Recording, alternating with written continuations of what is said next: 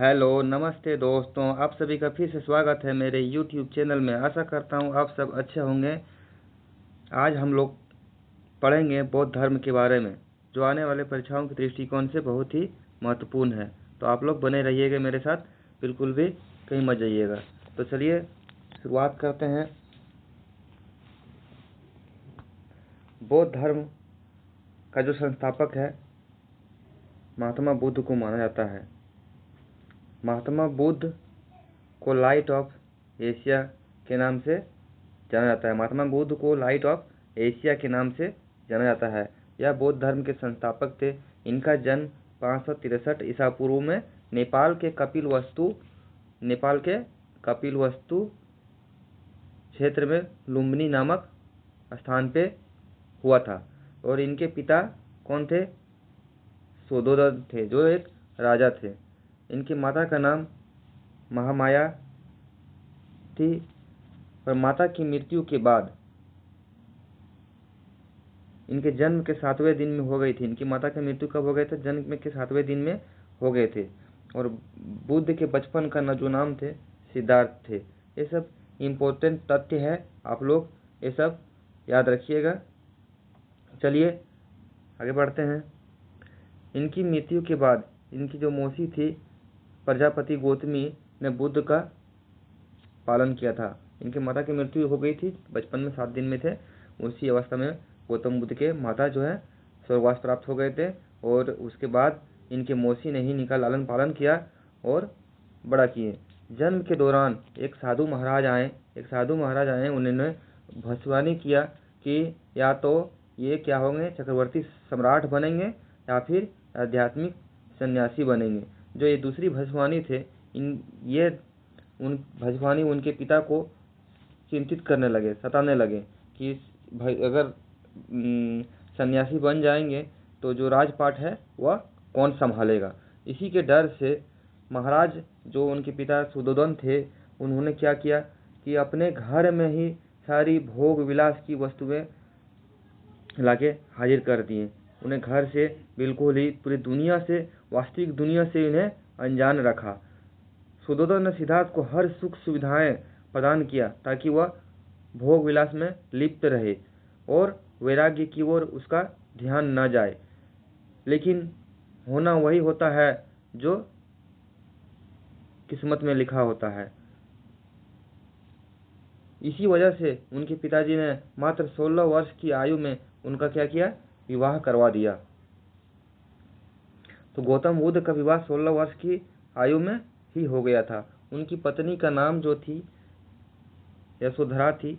शादी के बाद उनका एक पुत्र हुआ जिनका नाम राहुल था। हम लोग थोड़ा सा क्विक रिवीजन कर लेते हैं। गौतम बुद्ध का जन्म 563 ईसा पूर्व में हुआ था। कहाँ पे हुआ था? नेपाल के लुम्बिनी में। उनके पिता का नाम सुधोधन था, माता का नाम महामाया और उनकी पत्नी का नाम यशोधरा थी। उनका लालन पालन करने वाली उनकी मौसी का जो नाम था वह यशोधरा। उनके मौसी का नाम प्रजापति गौतमी थी। ये सब चीजें आप लोग याद रखिएगा। एक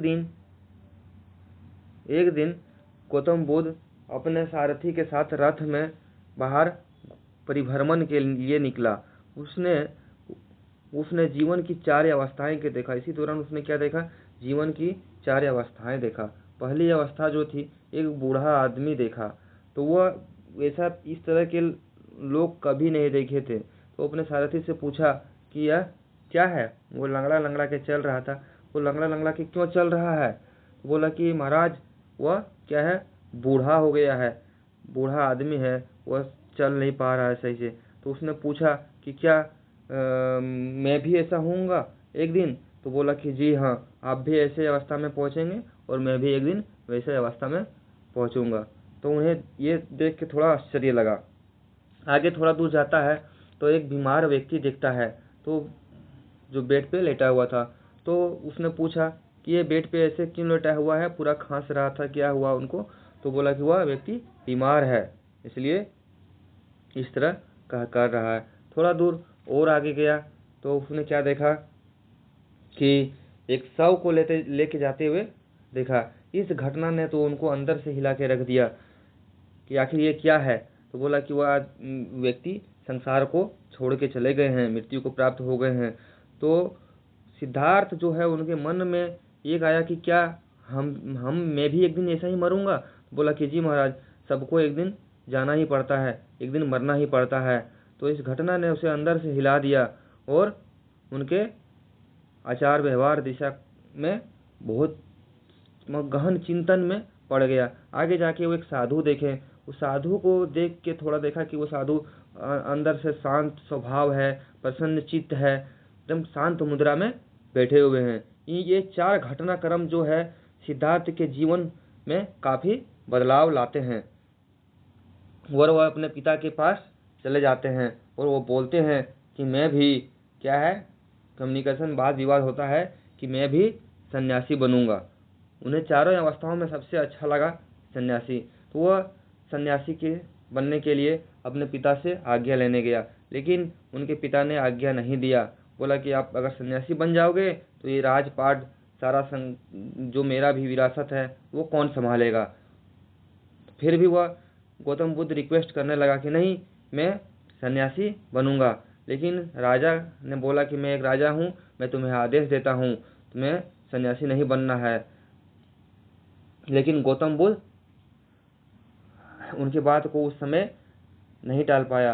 अंततः 29 वर्ष की आयु में रात के अंधेरे में बुद्ध जो है अपनी पत्नी, पुत्र और पिता को छोड़कर अपने पीरी घोड़े कंथक के साथ वन में चले जाते हैं। इस घटना को बौद्ध धर्म में महाभिनिष्क्रमण बोला गया है।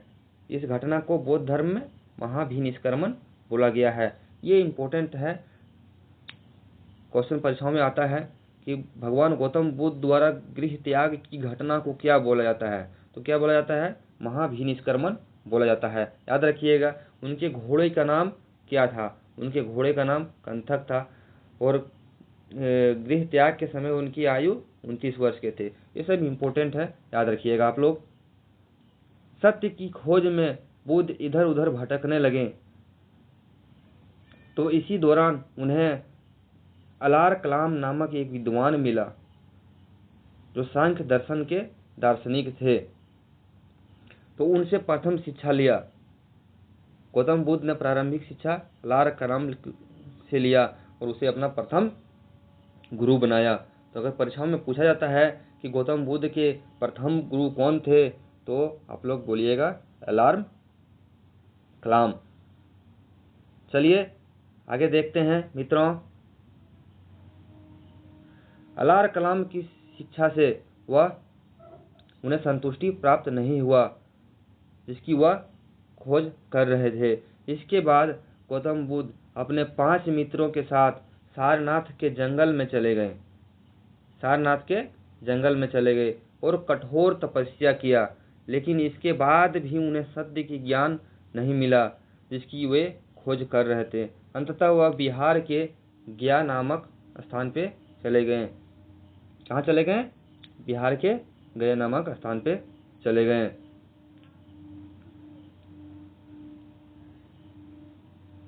जहाँ बैसाख पूर्णिमा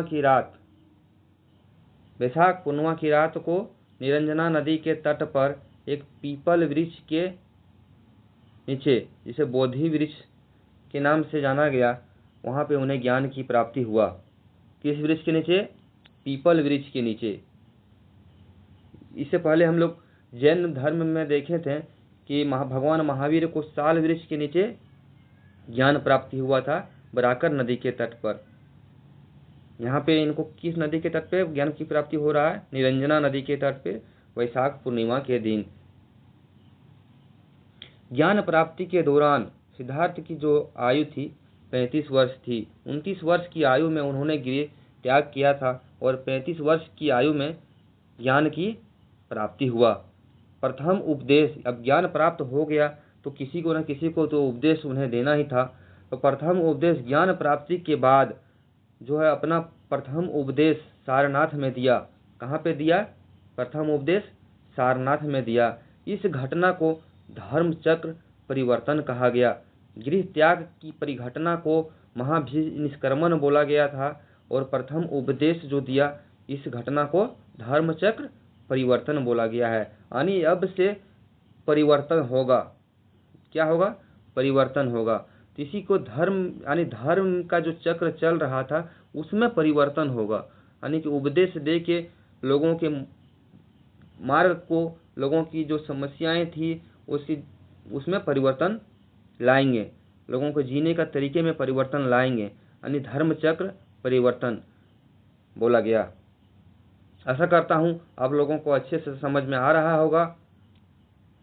चलिए आगे हम लोग देखते हैं। उसके बाद वैशाली गए। वैशाली में उसने लिच्छवियों को शिक्षा दिया। फिर वही बुद्ध ने आनंद के कहने पर महिलाओं को संघ में प्रवेश की अनुमति दी। तो सर्वप्रथम जो प्रजापति गौतमी संघ में शामिल हुई थी, जो उनकी मौसी थी प्रजापति गौतमी, सर्वप्रथम वही संघ में शामिल हुई थी। बुद्ध अपने शिष्य चंद के यहाँ पावा पहुंचे। उनके एक शिष्य थे चंद के यहाँ, वह पे कहाँ पहुंचे? पावा पहुंचे। पावापुरी जिसे बोलते हैं। पावा से बुद्ध कुशीनगर गए और सुभद्र को अपना अंतिम उपदेश दिया। भगवान गौतम बुद्ध ने अपना अंतिम उपदेश सुभद्र को दिया था। और 483 ईस्वी पूर्व में हिरण्यावती नदी के किनारे कुशीनगर में बुद्ध की मृत्यु हो गई। इस घटना को महापरिनिर्वाण बोला गया। ये जो घटनाएं उनकी घट रहे हैं उनके जीवन में, उसे कुछ न कुछ नाम से हम लोग देखते हैं, कोई न कोई नाम से जोड़ा गया है। पहली घटना गृह त्याग को महाभिनिष्क्रमण बोला गया है। उसके बाद जो उन्हें ज्ञान की प्राप्ति होता है उसे धर्म चक्र परिवर्तन बोला गया है। और यह निर्वाण प्राप्ति की घटना को महापरिनिर्वाण बोला गया है। ये सब बहुत ही इम्पोर्टेंट है दोस्तों, आप लोग अवश्य याद रखिएगा इस घटना चक्र को। बुद्ध के मृत्यु के बाद उनके जो अस्थि थे वो 8 जगहों पे भेजे गए जहाँ पे स्तूप बनाए गए।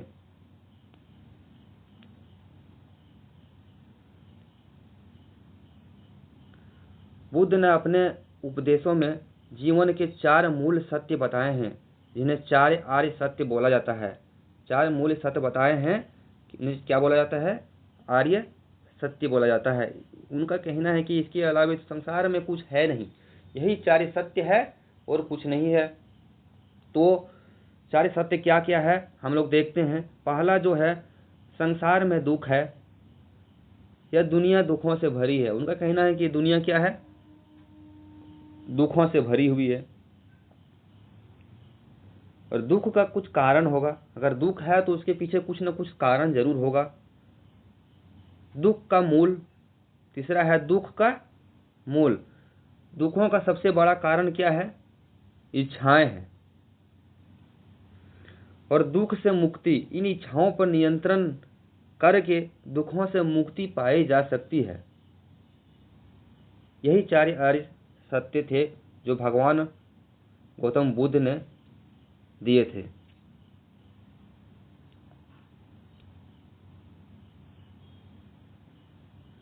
उसने 8 अष्टांगिक मार्ग दिए। 8 मार्ग दिए, उन्हें अष्टांगिक मार्ग बोला जाता है। वो है आपका सम्यक दृष्टि, सम्यक संकल्प, सम्यक वाक, सम्यक कर्मा, सम्यक अजीव, सम्यक व्यायाम, सम्यक स्मृति और सम्यक समाधि। ये उतना इम्पोर्टेंट नहीं है, आप लोग चाहें तो याद रख सकते हैं, तो नहीं भी रख सकते हैं। 10 शील दिए। बौद्ध धर्म में निर्वाण प्राप्ति के लिए सदाचार नैतिक जीवन पर बल दिया। सदाचार नैतिक जीवन पे बल दिया गया है।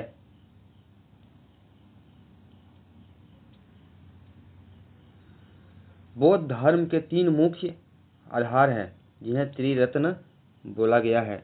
वो त्रिरत्न क्या क्या है? बुद्ध, धम्म और संघ। बुद्ध जीवन से जुड़े कुछ प्रतीक चिन्ह हैं, वो हम लोग को देख लेना है। उनकी जन्म जो है एक कमल या साढ़ के रूप में माना जाता है। गृह त्याग जो है घोड़ा के रूप में, प्रतीक चिन्ह के रूप में माना जाता है। अपने घोड़े के साथ निकला था, गृह त्याग किया था, इसलिए उनके गृह त्याग की घटना को जो है चिन्ह घोड़ा माना जाता है। ज्ञान और पीपल यानी बोधि वृक्ष के नीचे, पीपल वृक्ष के नीचे प्राप्त किए थे, तो उनकी घटना को ज्ञान चक्र पीपल से जोड़ा जाता है। और प्रवचन जो है चक्र के रूप में जोड़ा जाता है। निर्वाण जो है पद चिन्ह के रूप में जोड़ा जाता है। और मृत्यु को उनको स्तूप के रूप में जोड़ा जाता है। ये याद रखना जरूरी है, ये पूछा जाता है परीक्षाओं में, कभी कभी इससे प्रश्न बनता है, तो आप लोग याद रखिएगा इस चीज को। नेक्स्ट देखते हैं, बुद्ध के शासन, बुद्ध के दौरान जो है आपका 4 बौद्ध संगतियां हुआ है। उसमें बारी बारी से हम देखेंगे चारों के बारे में। प्रथम बौद्ध संगति यानी सभाएं हुई थी। प्रथम बौद्ध संगति जो हुआ था आपका राजगिरी यानी सप्तकर्णी गुफा में हुआ था। अवधि 483 ईस्वी पूर्व में हुआ था। शासन काल उस समय किनका शासन था? मौर्य आपका हर्यक वंश के अजातशत्रु का शासन था। उनका अध्यक्ष था महाकश्यप।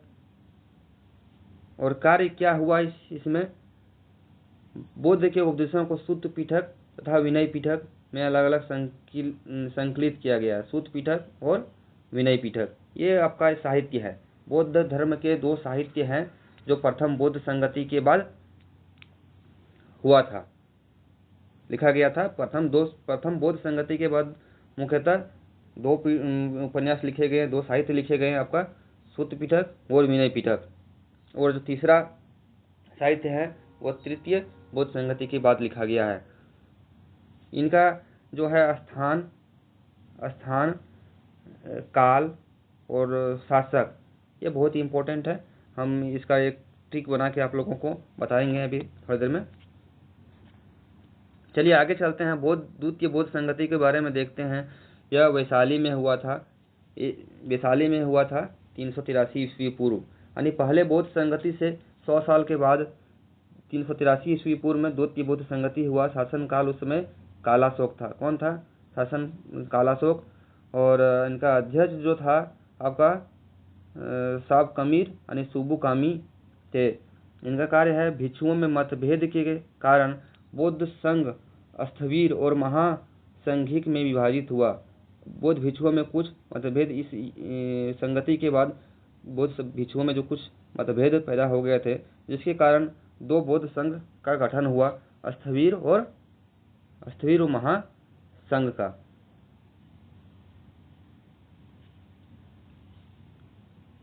चलिए नेक्स्ट तृतीय बौद्ध संगति के बारे में हम लोग देखते हैं। ये तृतीय बौद्ध संगति कहाँ पे हुआ था? आपका पाटलिपुत्र में हुआ था। अवधि 250 ईस्वी पूर्व में हुआ था। कब हुआ था दोस्तों? 250 ईस्वी पूर्व में हुआ था। इनके शासनकाल कौन थे? अशोक थे। और अध्यक्ष इनका मोगलीपुत्र तीस था। कार्य इसमें अभिधम्म पीठक, जो तीसरा जो पीठक था वह तृतीय बौद्ध संगति में हुआ था। यानी 3 साहित्य, बौद्ध धर्म में 3 साहित्य हुए हैं, उसमें तीसरा अभिधम्म पीठक तीसरे बौद्ध संगति के बाद हुआ है।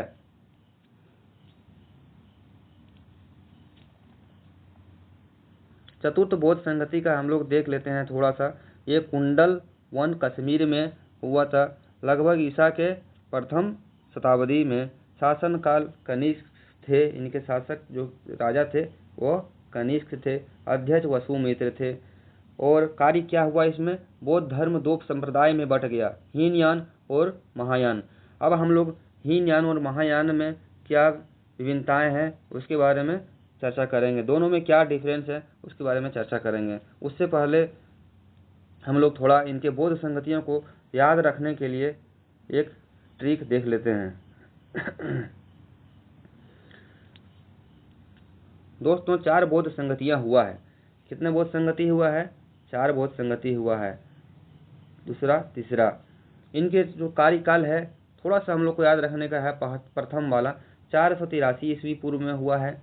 दूसरा जो हुआ है पूरा 100 साल के बाद हुआ है, 383। चौथा जो हुआ है आपका प्रथम शताब्दी में हुआ है और तीसरा 255 में हुआ है। इनको याद रखिएगा थोड़ा सा तो हो जाएगा। पहले 483, फिर 100 साल के बाद 383, फिर 255 और इस दो एक याद रखेंगे तो दूसरा याद रह जाएगा 100 साल के बाद, और चौथा तो याद रह जाएगा प्रथम शताब्दी में। 255 इसको आप लोग याद रख लीजिएगा। उसके बाद इनके जो स्थान है उसको हम लोग एक ट्रिक के माध्यम से याद रखेंगे। एक शब्द आप लोग याद रखिएगा दोस्तों, ये शब्द कौन सा है? राव पाक। शब्द क्या है दोस्तों? राव पाक याद रखिएगा। रा से राजगिरी, व से वैशाली, पा से पाटलिपुत्र और क से कुंडलवन कश्मीर। तो ये स्थान आप लोग को याद रह जाएगा राव पाक से। अब हम लोग इनके अध्यक्ष देखते हैं। इनका जो अध्यक्ष था, इनको अध्यक्ष याद रखने के लिए हम लोग इसमें भी एक ट्रिक का इस्तेमाल करेंगे। महासभा में मोगली वास करता है। कौन वास करता है? महासभा में मोगली। एक आपका मूवी भी आया था मोगली के नाम पे, मोगली कार्टून वाला मूवी, उस लोग आप लोग जानते होंगे, देखे होंगे। तो महासभा में मोगली वास करता है। वहाँ मोगली जंगल में वास करता था या महासभा में वास करता है? कहाँ वास करता है? महासभा में। इसको आप लोग याद रखिएगा। महासभा में कौन वास करता है? मोगली वास करता है। तो पहला अध्यक्ष था आपका महाकश्यप, महा से। दूसरा से साबाकामी, तीसरा से मोगली से मोगली पुत्र, फिर वास से वसुमित्र। इस प्रकार एक सेंटेंस याद रख के आप उनके अध्यक्ष का नाम को आसानी से याद रख सकते हैं। तीसरा शासन काल को हम लोग याद रखेंगे। अकायक, एक वर्ड याद रखेंगे, क्या चीज? यकायक याद रखेंगे। इनके शासन क्रम भी याद रहेगा। य से अजात शत्रु, का से कालाशोक, फिर अ से अशोक, फिर कनिष्क। इस प्रकार इनके शासनकाल भी, उनके समकक्ष में कौन से राजा थे, इसको भी हम लोग आसानी से याद रख सकते हैं। दोस्तों चलिए अब आगे बढ़ते हैं। आशा करता हूँ कि ये जो है आपका बोध संगति, चार्ज बोध संगति, इस ट्रिक के माध्यम से आप लोग को अच्छे से याद रह जाएंगे। चलिए अब हम लोग जो चौथी बोध संगति के बाद जो बौद्ध धर्म दो संप्रदाय में बटे थे, हीनयान और महायान, उसके बारे में हम लोग चर्चा कर लेते हैं। सबसे पहले हीनयान के बारे में देख लेते हैं कि हीनयान ये बौद्ध धर्म के प्राचीन आदर्शों को मूल रूप में बनाए रखना चाहते थे। बौद्ध धर्म के जो प्राचीन आदर्श था उसको जैसे का तैसे इसको बनाए रखना चाहते थे। ये बुद्ध को महापुरुष मानते थे। क्या मानते थे? बुद्ध को, भगवान गौतम बुद्ध को महापुरुष मानते थे। हीनयान का आदर्श अरहत पद को प्राप्त करना था। इनका आदर्श क्या था? अरहत पद, यानी कि सर्वोच्च पद प्राप्त करना था। व्यक्ति साधना से निर्वाण प्राप्त करे तो उसे अरहत कहा जाता है। हीनयान व्यक्तिवादी धर्म था। प्रत्येक व्यक्ति को अपने प्रयत्नों से मोक्ष प्राप्त करना चाहिए। उनका कहना है कि प्रत्येक व्यक्ति को अपने प्रयत्न से, अपने कोशिश से मोक्ष प्राप्त किया जा सकता है। हीनयान के प्रमुख उप संप्रदाय भी जो हुए हैं वैभाषिक तथा तांत्रिक हुआ है। उनके उप संप्रदाय भी हैं। आपका एक है वैभाषिक और दूसरा तांत्रिक है। चलिए थोड़ा सा और आगे देख लेते हैं। चौथी बौद्ध संगति के बाद हीनयान महायान दो संप्रदाय में बट गए थे। तो हीनयान के बारे में, यह बौद्ध के प्रतीकों को पूजा करते हैं। उनके मूर्तियों को पूजा, हीनयान जो है मूर्ति की पूजा नहीं करते हैं, उनके प्रतीकों का पूजा करते हैं। जैसे उनके चरण पादुका हो गए हैं, उनके कुंडल हो गए हैं, उनके चक्र हो गए हैं, ये उनके चिन्हों को जो है, उनके जैसे घोड़ा हो गए हैं, जो उनका जो भी चक्र प्रतीक था, सांड था, जम्न का जैसे कमल या सांड था, तो वो उन चीज़ों को ये पूजा करते हैं। गौतम बुद्ध के प्रतीक चिन्हों को पूजा करते हैं, ना कि भगवान बुद्ध की प्रतिमा को। इनके ग्रंथ पाली भाषा में रचे गए थे। इनका ग्रंथ जो भी ग्रंथ हुए हीनयान में, जो भी ग्रंथ हुआ वो किस भाषा में रचे गए थे? पाली भाषा में। ये कर्म एवं धर्म में विश्वास करता है। इनका मानना है कर्म करिए अच्छा और धर्म करिए अच्छा, उन्हीं चीज़ों में इनका विश्वास था। अब हम लोग महायान के बारे में देख लेते हैं। यह नवीन रूप है। महायान क्या है? यह नवीन रूप है। यह सरल मार्ग है। इसके द्वारा अधिक लोग निर्वाण प्राप्ति कर सकते हैं। इनका मानना है कि यह सरल मार्ग है, इसके द्वारा अधिक लोग निर्वाण की प्राप्ति कर सकते हैं, अनेक ज्ञान की प्राप्ति कर सकते हैं, या भगवान बुद्ध को जो है भगवान मानते हैं।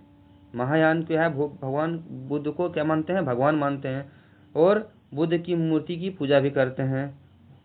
हीनयान हम लोग देखें कि बुद्ध के प्रतीकों की पूजा करते हैं, जबकि यहाँ पे महायान में क्या आ रहा है कि मूर्ति का पूजा करते हैं। तो क्वेश्चन बन सकता है दोस्तों इसमें, जैसे कि मूर्ति की पूजा कौन संप्रदाय करते हैं, हीनयान या महायान।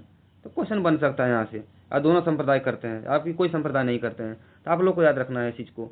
इसके जो भाषा थे, इनके ग्रंथ जो लिखे गए थे किस भाषा में लिखे गए थे, संस्कृत भाषा में लिखे गए थे। हीनयान के ग्रंथ पाली भाषा में लिखे गए थे, और इनके ग्रंथ किस में लिखे गए थे, संस्कृत भाषा में लिखे गए थे। याद रखिएगा ये सब चीज़ें। अब कुछ बौद्ध साहित्य हुए हैं, उसके बारे में हम लोग चर्चा कर लेते हैं। महात्मा बुद्ध के महापरिनिर्वाण के उपरांत जो आयोजित विभिन्न बौद्ध संगतियां हैं उसको संकलित किया गया है। बौद्ध संगति जो भी हुए हैं उनको संकलित किया गया है, और कुछ साहित्य का हम लोग देखे हैं संगतियों के दौरान, बौद्ध संगतियों के दौरान, कि कुछ साहित्य का रचना भी हुआ। तो त्रिपिटक ये मूल रूप से पाली भाषा में रचे गए थे। ये मूल रूप से किस में रचे गए थे, 3 पीठक जो थे हम लोग देखें कि पहला और दूसरा जो पीठक का स्थापना हुआ था तो वह पहले बौद्ध संगति में हुआ था, और तीसरे जो पीठक का स्थापना हुआ वह तृतीय बौद्ध संगति में हुआ। इसमें प्रथम विनय पीठक में है, इसमें भिक्षु और भिक्षुनियों के आचरण संबंधी नियम है, और सूत पीठक में इसमें बौद्ध धर्म के उपदेशों को संकलित किया गया है। बौद्ध धर्म में जितना उपदेश दिया गया है उसे संकलित किया गया है सूत पीठक में। अभिधम्म पीठक में इसमें बौद्ध धर्म के जो है दार्शनिक, जो जितने भी दार्शनिक हैं उनकी व्याख्याएं की गई है, और इसका सबसे महत्वपूर्ण भाग कथा वस्तु है। और देख लेते हैं इनके कुछ और भी बौद्ध साहित्य हुए हैं। अन्य बौद्ध ग्रंथ जो है उसको किस में लिखे गए हैं, जो पाली भाषा में लिखे गए हैं। आपका अन्य बौद्ध ग्रंथ जो पाली भाषा में लिखे गए हैं, मिलिंद पनोह। हम लोग आपका यूनानी शासन जो मिनांडर था वो भारत पे जब आक्रमण किए थे, आपका पूर्वोत्तर काल के शासन के दौरान मिनांडर यूनानी शासक एक क्या थे, मिनांडर आपका यूनानी शासक था। मिनांडर कौन थे, यूनानी शासक थे, भारत पे हमला किए थे, लेकिन आक्रमण किए थे, लेकिन वो कामयाब नहीं हुए, और बौद्ध भिक्षु नागसेन से वाद विवाद के बाद क्या हुए, बौद्ध धर्म को एक्सेप्ट कर लिए थे। बौद्ध मत जो है, इनकी वार्ता का जो वर्णन है बौद्ध भिक्षु नागसेन और मिनांडर दोनों के बीच में वाद विवाद का जो वर्णन है वह मिलिंद पनोह में लिखा गया है।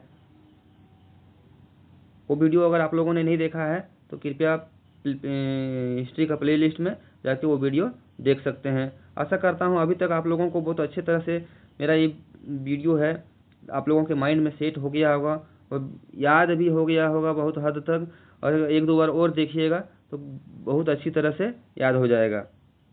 तो इनका और एक है दीपवंश, जो सिंहल द्वीप।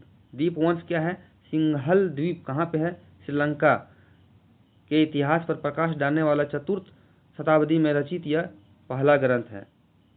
ठीक ना, 4th शताब्दी में रचित पहला ग्रंथ है। दीपवंश पूछ सकता है कि दीपवंश किसके इतिहास के बारे में है। यह सिंहल द्वीप के इतिहास के प्रकाश डालने वाला ग्रंथ है। सिंहल द्वीप तो अभी फिलहाल कहाँ है, श्रीलंका में है। दीपवंश, द्वीप से याद रखिएगा, दीपवंश तो सिंहल द्वीप, आप लोग को याद करने में आसानी होगा।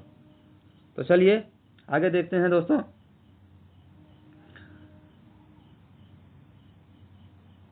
अन्य कुछ बौद्ध ग्रंथ हुए हैं जो भी जिसे भी पाली भाषा में लिखे गए हैं, जैसे आपका क्या हो गया, महावंश हो गए।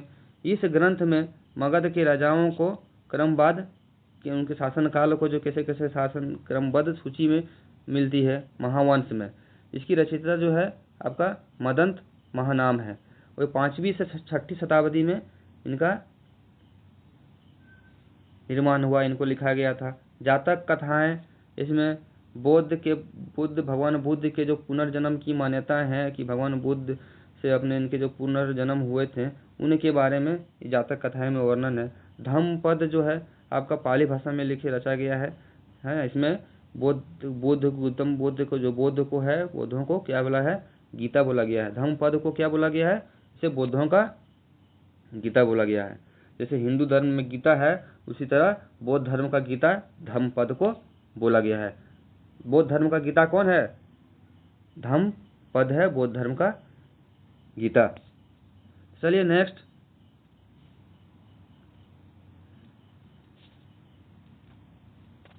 देख लेते हैं, थोड़ा सा और बचा हुआ है। महात्मा बुद्ध के महापरिनिर्वाण के उपरांत जो है बौद्ध संगतियों में संकलित किया गया है, उसमें से एक साहित्य आपका क्या है? बौद्ध चरित है। ये इसे इसकी रचना जो है संस्कृत भाषा में है। एक ही एकमात्र ऐसा साहित्य है जिसकी रचना संस्कृत भाषा में किया गया है, वह है बौद्ध चरित। इसे अश्वघोष द्वारा लिखा गया है। कभी कभी परीक्षा में क्वेश्चन आता है दोस्तों कि इसके रचनाकार कौन है। बुद्ध चरित्र का तो हमेशा प्राय परीक्षा में मैंने देखा है, बहुत सारे क्वेश्चनों एग्जामों में ये क्वेश्चन आते हुए। तो आप लोग इसका नाम याद रखिएगा, बुद्ध चरित्र का रचयिता अश्वघोष है। यह एक महाकाव्य है। इसमें बुद्ध के जीवन वृत्त और उनकी शिक्षाओं का वर्णन है। इसे बौद्धों का रामायण बोला गया है। तो बौद्धों का रामायण किसे बोला गया है? बुद्ध चरित्र को बौद्धों का रामायण बोला गया। इससे पहले हम थोड़ा देर पहले बुद्धों का गीता किसे बोला गया है अब वो भी देखें। तो आशा करता हूँ आप लोगों को ये वीडियो बहुत अच्छा लगा होगा। कृपया आप लोगों से एक रिक्वेस्ट है कि एक सब्सक्राइब कर दीजिएगा दोस्तों। अगर सब्सक्राइब नहीं कर कीजिएगा तो कम से कम एक लाइक ज़रूर कर दीजिएगा।